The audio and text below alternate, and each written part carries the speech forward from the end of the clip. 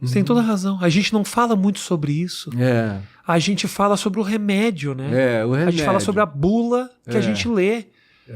Agora, durante esse momento onde tinha muita gente morrendo, tinham questões importantíssimas a se discutirem que não foram discutidas. Não foram Por tratadas. exemplo, questão espiritual, questão de alimentação. As pessoas estavam falecendo porque estavam mal alimentadas, porque tinham pouca vitamina D, porque estavam obesas, porque não cuidavam da saúde, porque não cuidavam das pessoas ao seu redor. Então a gente sofreu muito e continua não tratando desses temas. E outra coisa é que se você for um ser autovitimado, você está ferrado.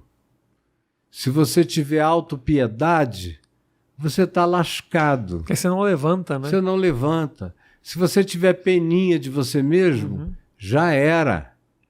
As pessoas que se levantam são as que não têm pena de si mesmas. São as que dizem a si mesmo, eu vou levantar, eu vou fazer, eu vou trabalhar, eu vou adiante. Então, boa parte das doenças humanas vem da autopiedade, da autovitimização, que tem um poder de somatização extraordinária. O cara fica doente da enfermidade psíquica dele, na maioria das vezes.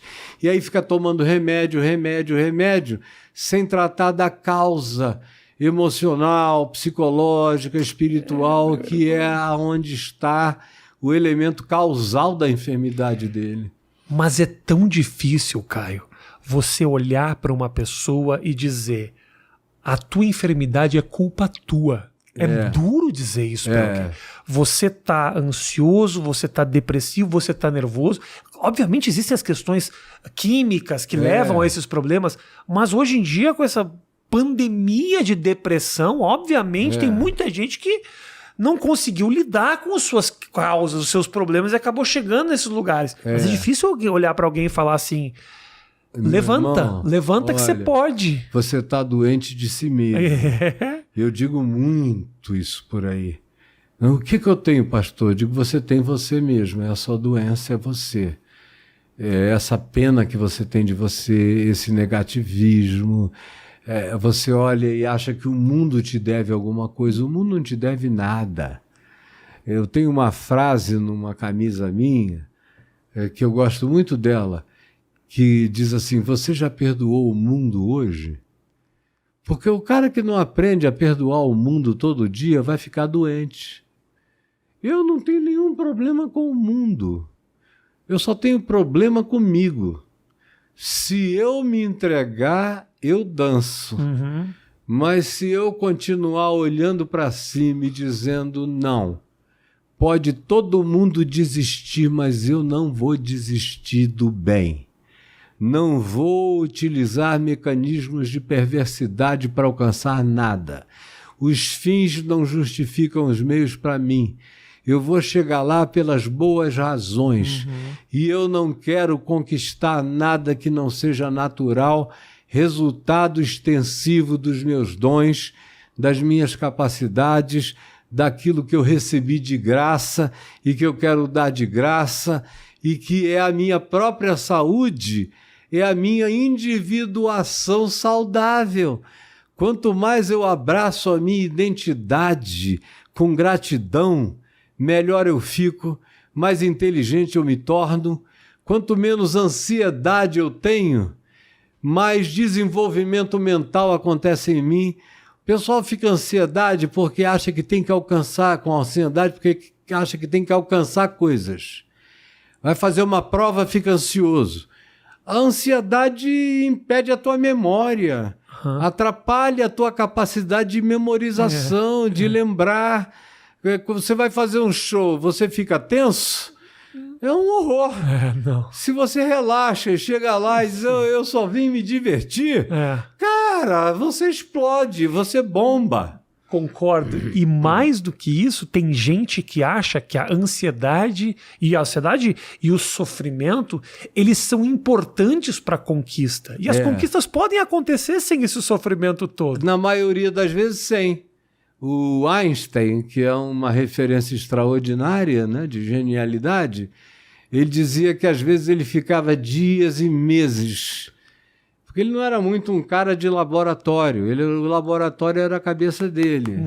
quando ele trabalhou naquele centro de patentes lá na Suíça, que tinha muito pouco trabalho para fazer e tinha muita tese interessante de gente inventando coisas, e ele ia lendo uma coisa, outra, isso aqui é legal, isso aqui é legal, isso aqui é legal. Aí ele olhava, ele tinha uma ideia. Aí ele dizia, eu vou andar nessa direção. Aí ele se esforçava, queimava todos os neurônios, evocava toda a genialidade dele, não conseguia nada, ele ficava furioso, chutava tudo para o alto, aí dizia que ia dar uma volta no campo, quer esquecer isso, é uma obsessão sem fundamento. Aí ele andando, de repente ele tropeçava num buraco. Na queda, ele dizia, aí eu já não pensava, eu era pensado pela solução. Uhum. Isso é que é uma coisa maravilhosa, é quando você crê que você não é a fonte, mas existem fontes superiores que habitam na tua paz e no teu relaxamento. Eu aprendi isso muito novo quando eu comecei a pregar, e no início comecei a pregar com 18 anos. E recebi logo responsabilidades imensas. Com 20 anos eu já era pastor presbiteriano, que é uma igreja seríssima. Todo mundo tem que ser culto, teólogo, isso e aquilo. E eu lia. Quando eu ia pregar, eu preparava os meus sermões e tal. Eram sempre maravilhosos. Todo mundo gostava, amava, elogiava e tudo mais. Mas depois de um tempo, eu falei, quer saber? Jesus não tinha sermão de nada, ele olhava para as pessoas e ele viu que elas estavam precisando e ele dizia o que o auditório estava falando sem dizer nada. Eu vou fazer assim. Sentir e expressar. Eu vou sentir e expressar. Aí eu passei a fazer assim, como eu faço assim até hoje. Eu não gasto 5 minutos antes de nenhuma fala que eu vá fazer. Nem tem caneta. Nem tenho caneta, nem caderno de anotação. Eu posso ir na USP, na PUC, em qualquer lugar. Já falei em Cambridge, já falei em universidades inglesas, americanas, as mais variadas, sem levar uma anotação. Porque eu dizia, se esse negócio não me habitar, o que eu estou fazendo aqui? Eu vim ler um paper? Esse negócio tem que estar escrito em mim, tem que brotar de mim, tem que vazar de mim, tem que explodir de mim, tem que ser uma fonte jorrando de mim. Quanto mais eu fui tendo a coragem de fazer isso, e agora já são 50 anos fazendo isso, mais maravilhoso fica.